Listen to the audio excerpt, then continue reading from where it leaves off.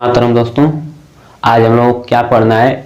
आज हम लोग पढ़ेंगे मानव नेत्र में होने वाले जो विभिन्न दोष होते हैं उनको आज हम समझेंगे। ठीक, मानव नेत्र में कौन कौन से दोष उत्पन्न हो जाते हैं।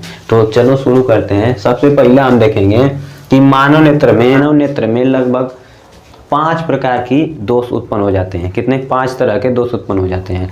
पहला निकट दृष्टि दोष, दूसरा दूर दृष्टि दोष, तीसरा जरा दृष्टि दोष, चौथा वर्णांधता, अबिंदुकता।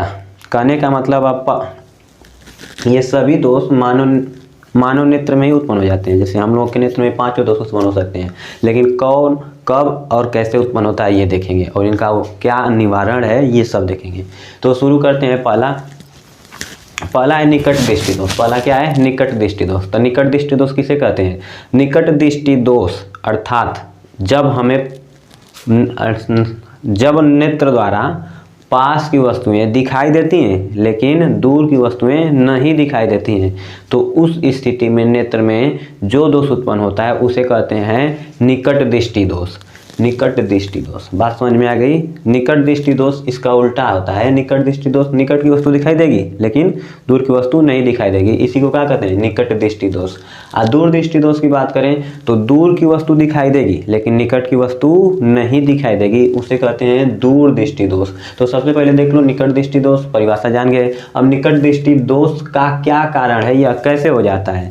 निकट दृष्टि दोष क्यों हो जाता है? तो जब हमारा जो नेत्र होता है, नेत्र का अगर गोलक, नेत्र का मान लो ये हमारा नेत्र है, क्या है? निकट दृष्टि दोष कैसे उत्पन्न हो जाता है? निकट दृष्टि दोष कैसे उत्पन्न हो जाता है? तो निकट दृष्टि दोष कैसे उत्पन्न हो जाता है, इसका कारण है जो हमारा नेत्र का गोलक है, गोलक इसका व्यास जो होता है बढ़ जाता है। क्या हो जाता है? बढ़ जाता है। तो इसे कहते हैं निकट दृष्टि दोष का कारण। जैसे अब हमारा प्रतिबिंब यहाँ पे बन जा रहा है, सामान्य स्थिति में यहाँ पर प्रतिबिंब बनता है रेटिना पर ही, और जब ये गोलक बड़ा हो जाएगा तो सामान्य स्थिति की तरह यूँ बनेगा फिर, तो मतलब जहाँ पर था वहीं पर बनेगा। लेकिन हमारा इस समय गोलक क्या हो गया? बड़ा हो गया। क्या हो गया? बड़ा, अर्थात रेटिना क्या हो गया? पीछे चली गई, तो प्रतिबिंब पहले ही बन जाता है। तो प्रतिबिंब जब पहले बन जाता है यानी निकट बन जाता है, लेंस के जब निकट बनता है, इसीलिए इस दोष का नाम रखा गया है निकट दृष्टि दोष, क्योंकि जो प्रतिबिंब है ना उन लेंस के करीब ही बन जाता है और रेटिना बहुत दूर चली जाती है। रेटिना कहाँ चली जाती है? पीछे चली जाती है। इसी कारण इस दोष को क्या कहा जाता है? निकट दृष्टि दोष।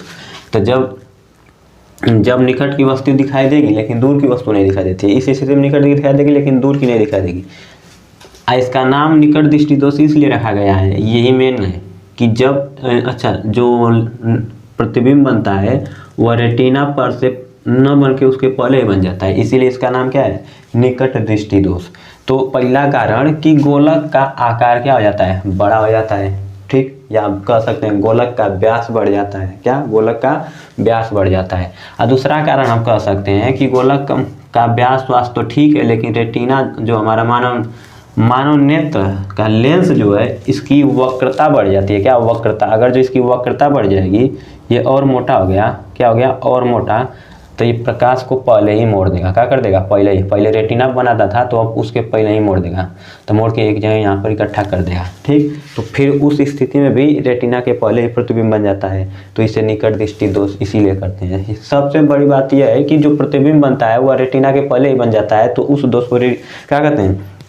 निकट दृष्टि दोष। हम एक परिभाषा और दे सकते हैं कि जब हमारा प्रतिबिंब रेटिना के पहले ही बन जाता है, रेटिना पर न बन के, तो उसे क्या कहते हैं? उस दोष को निकट दृष्टि दोष कहते हैं। ठीक, ये भी कह सकते हैं। और एक कारण हो गया। इसका उपचार क्या होता है? इसका हम उपचार कैसे कर सकते हैं? तो पूछता है कि निकट दृष्टि दोष को उपचार करने के लिए, निकट दृष्टि दोष का उपचार करने के लिए किस लेंस का प्रयोग करते हैं? तो निकट दृष्टि दोष को दूर करने के लिए हम अवतल लेंस का प्रयोग करते हैं। किस लेंस का? अवतल लेंस का। अवतल लेंस वह लेंस होता है जो प्रकाश को फैला देता है। क्या करता है? प्रकाश को फैला देता है, अर्थात फैलाएगा तभी तो प्रकाश दूर जाएगी। अगर जो भी तोड़ देगा तो वो भी तो पास कर देगा, तो ये नहीं ना ठीक है। तो क्योंकि हम देख रहे हैं कि जो हमारा प्रतिबिंब बन जा रहा है ये रेटिना के पहले ही बन जा रहा है, हमें रेटिना पर इसको भेजना पड़ेगा, अर्थात प्रकाश को और फैलाना पड़ेगा ताकि यहाँ जाके बिटुरे करना पड़ेगा कि नहीं। इसीलिए यहाँ पर कौन सा लेंस प्रयोग किया जाता है? अवतल लेंस का प्रयोग किया जाता है। किस लेंस का? अवतल लेंस का। तो ये हमारा हुआ निकट दृष्टि दोष। अब दूर दृष्टि दोष की बात करें तो दूर दृष्टि दोष वह दोष जिसमें दूर की वस्तुएं तो दिखाई देती हैं लेकिन पास की वस्तुएं नहीं दिखाई देती हैं, उसे कौन सा दोष कहते हैं? दूरदृष्टि दोष। और दूरदृष्टि दोष में सेम इसका उल्टा हो जाता है। क्या होता है? जो हमारा पहले प्रतिबिंब रेटिना पर बनता था वह रेटिना के पीछे बनने लगता है। कहाँ? रेटिना के बाद में। पहले तो सामान्य स्थिति में बनता था रेटिना पर, लेकिन अब रेटिना के पीछे बनने लगता है, अर्थात नेत्र लेंस से दूर बनने लगता है। इसीलिए इस दोष का क्या नाम है? दूरदृष्टि दोष। क्या नाम है? दूरदृष्टि दोष। देखो पहले यहाँ पर बनता था, लेकिन जब दोष उत्पन्न होता है तो रेटिना के पीछे बनने लगता है, अर्थात लेंस से दूर चला जाता है। इसलिए इस दोष को क्या कहते हैं? दूरदृष्टि दोष। रेटिना से दूर चला जाता है, इसलिए इस दोष का क्या नाम है? दूरदृष्टि दोष। कौन सा दोष? दूरदृष्टि दोष। दूरदृष्टि दोष में कारण हम कह सकते हैं कि ये जो गोला है ये बिटूर जाता है, जो नेत्र का गोलक है वह सिकुड़ जाता है, अर्थात उसकी वक्रता, उसकी व्यास जो होता है व्यास कम हो जाता है, ये कह सकते हैं। आज जब व्यास कम हो जाएगा तो पहले ये रेटिना बनता था, जब व्यास कम हो जाएगा तो इससे गोल का हो जाएगा, गोलक इसका आगे बढ़ जाएगा ना, तो प्रतिबिंब जहाँ बनता था वही बनेगा। ये एक कारण हो सकता है। और दूसरा कारण हम कह सकते हैं कि जो हमारा नेत्र लेंस है ना, नेत्र लेंस का वक्रता त्रिज्या जो है कम हो जाती है। वक्रता त्रिज्या क्या हो जाती है? जो वक्र था वो वक्रता उसका कम हो जाता है। क्या हो जाता है? कम हो जाता है, अर्थात वो चिपट जाता है। पहले तो फैल जाता था लेकिन अब चिपट गया। चिपटने के कारण इसकी फोकस दूरी क्या हो जाती है? बढ़ जाती है। फोकस दूरी बढ़ेगी, और जब फोकस दूरी बढ़ेगी तो जहाँ वो बनता था सामान्य स्थिति पर नहीं बनेगा, पीछे बनाने लगेगा। तो दो कारण हो गया। तीसरा का आप दोष हम देखते हैं। अच्छा, इसको दूर करने के लिए हम उत्तल लेंस का प्रयोग करें। किस लेंस का? उत्तल लेंस का। अब बात करें जरा दृष्टि दोष। तो जरा का अर्थ होता है बूढ़ा। जरा का अर्थ क्या होता है? बूढ़ावस्था। तो यह दोष बूढ़ावस्था में उत्पन्न होता है, मतलब वृद्धावस्था में। बात समझ आया? वृद्धावस्था में यह दोष वृद्धावस्था में उत्पन्न होता है। इस दोष में जो हमारी नेत्र लेंस जिस मांसपेशियों द्वारा, अर्थात इसे कहते हैं सिलियरी मांसपेशी। तो सिलियरी मांसपेशियाँ जब खराब हो जाती हैं हमारे वृद्धावस्था में, ये सिलियरी मांसपेशियाँ क्या हो जाती हैं? खराब हो जाती हैं, जिसके कारण हमारा लेंस जो है वो अपना सामंजस्य नहीं बना पाता है, उसकी फोकस दूरी मेंटेन नहीं हो पाती है। तो उस कारण इस हमारे नेत्र में निकट दृष्टि दोष और दूर दृष्टि दोष दोनों आ जाती है, तो उसे कहते हैं जरा दृष्टि दोष। और जरा दृष्टि दोष को तब दूर करने का उपाय क्या होता है? जरा दृष्टि दोष दूर करने का उपाय होता है एक चश्मा, और उस चश्मा में उत्तल और अवतल दोनों लेंस लगा रहता है।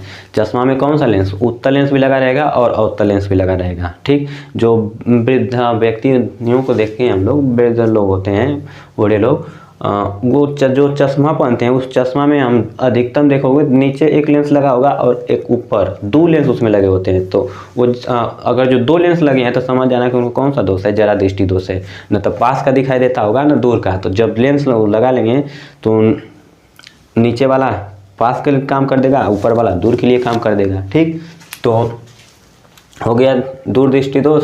अब बात करें वर्णांधता। यह भी नेत्र में उत्पन्न होने वाला एक प्रकार का दोष ही है। वर्णांधता ये अनुवांशिक होता है। वर्णांधता क्या होता है? अनुवांशिक होता है। वर्णांधता हम उसे कहते हैं जब किसी नेत्र द्वारा एक विशेष प्रकार के रंग को पहचानने में कठिनाई होती है, तो उस समय जो नेत्र में दोष उत्पन्न होता है उसे कहते हैं वर्णांधता। वर्णांधता अनुवांशिक होता है और इसका कारण है शंकु कोशिका की कमी। क्या? शंकु कोशिका की नेत्र में कमी। शंकु कोशिका, जो नेत्र में शंकु कोशिका होती हैं उनका कमी होता है। जब नेत्र में शंकु कोशिका की कमी हो जाएगी तो कौन सा लेंस दोष हो जाएगा? वर्णांधता। वर्णांधता में हम एक विशेष प्रकार के रंग को नहीं पहचान पाते हैं। यह क्या होता है? आनुवंशिक होता है। बहुविकल्पी में यह पूछ सकता है कि कौन सा रोग आनुवंशिक होता है नेत्र में, तो वर्णांधता। ठीक, वर्णांधता। फिर अब अगला आता है अबिंदुकता। क्या? अबिंदुकता। अबिंदुकता एक नेत्र में होने वाला ऐसा दोष है जिसमें हम अगर जो क्षैतिज रेखाएं और ऊर्ध्वाधर रेखाएं दोनों एक ही साथ देखेंगे तो नहीं देख पाएंगे। एक बार में केवल एक ही देख सकते हैं, या तो क्षैतिज देखेंगे या तो क्षैतिज देख पाएंगे या तो ऊर्ध्वाधर देख पाएंगे। ठीक, तो हम कह सकते हैं कि नेत्र में उत्पन्न होने वाला वह दोष जिसके कारण हम एक साथ क्षैतिज और ऊर्ध्वाधर दोनों प्रकार की रेखाओं को नहीं देख पाते हैं, उस दोष को क्या कहते हैं? अबिंदुकता कहते हैं। यह दोष किसके कारण उत्पन्न होता है? यह दोष उत्पन्न होने का कारण यह है कि जो हमारी कार्निया है यह डैमेज हो जाती है।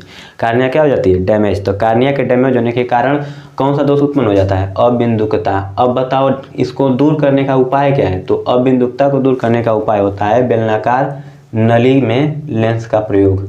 अर्थात बेलनाकार चश्मे का प्रयोग। बेलनाकार चश्मा हम जब पहन लेंगे तो कौन सा दोष दूर हो जाएगा? अबिंदुकता। ठीक।